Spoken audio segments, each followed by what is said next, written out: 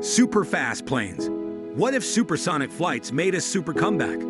Supersonic aircraft are nothing new. The military's utilization of them, along with the investigation of supersonic aircraft for decades, has paved the way.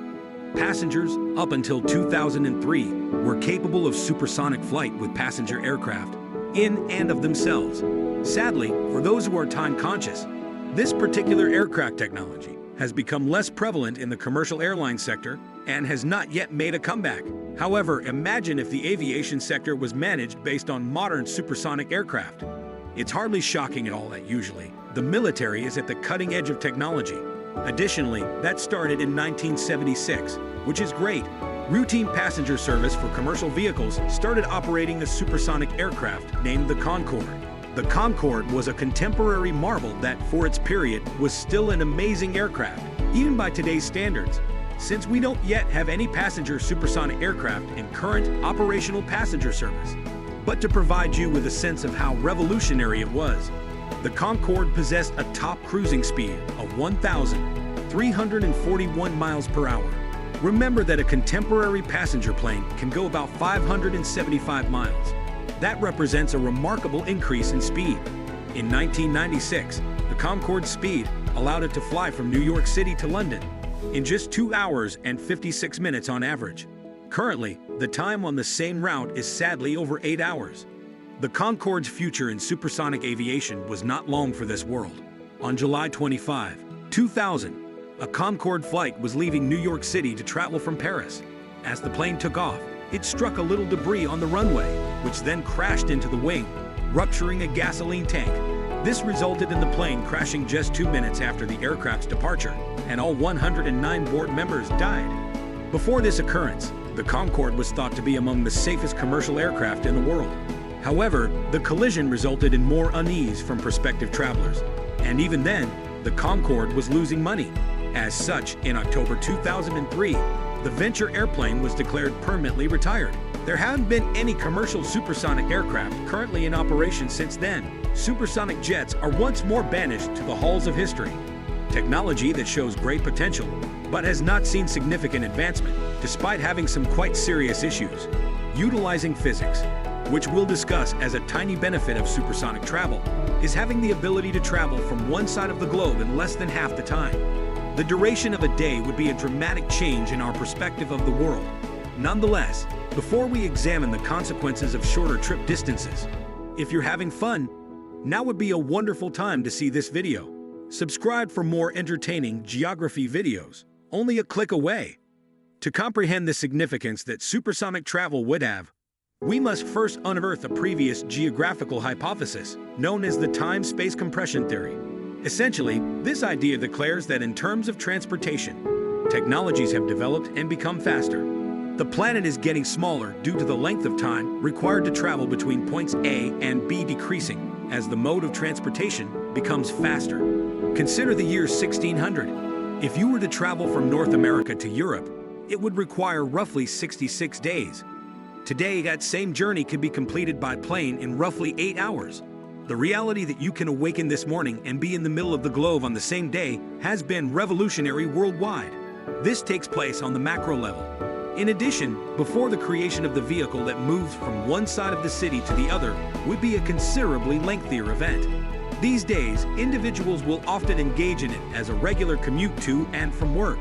As of late, this has had both favorable and unfavorable outcomes on overall civilization. Even though it's wonderful that we can visit either Europe or Asia in one day and go to locations where the previous generations have never even given a thought, it has also generated significant economic and environmental problems. For instance, the worldwide adoption of the world, beginning in the latter half of the 20th century, is closely related to developments in logistics and transportation systems. In addition, the transportation system we have today is not exactly environmentally friendly. As a matter of fact, in the United States alone, transportation generates over 25% of the nation's overall emissions. This is the key point. Just to emphasize that shorter travel times do not exclusively output positive results. What if everyone adopted supersonic commercial flights? It would likely come with negative effects, such as increased pollution, in addition to shorter travel times. There are no supersonic flights in service today. and there doesn't appear to be any service coming in the immediate future. However, the development of supersonic airplanes is occurring.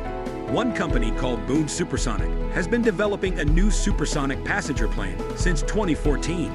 When in service, their airplane, the Boom Overture, will fly anywhere from 65 to 88 passengers at a speed of about 1,100 miles per hour.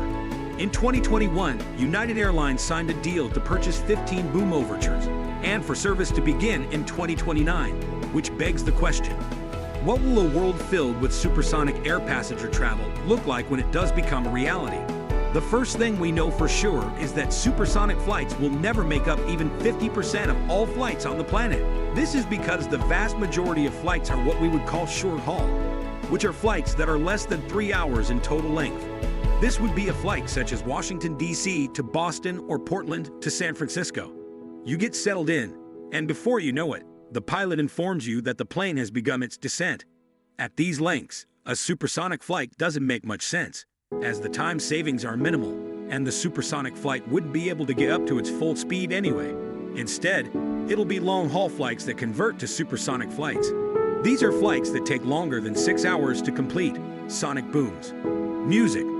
The sonic boom is a phenomenon where when an object breaks the sound barrier, a very loud booming sound is emitted. This raises an interesting problem for supersonic airplanes that will be traveling over highly populated areas, as the sound can be quite jarring and have unintended side effects.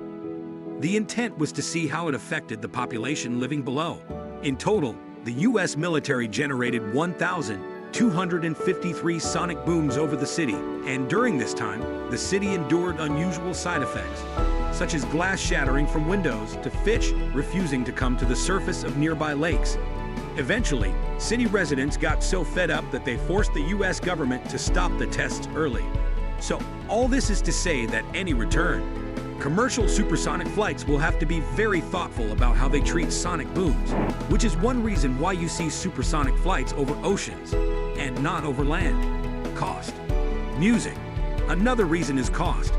While there will certainly be supersonic flights over land, there will never be a supersonic version of Spirit Airlines.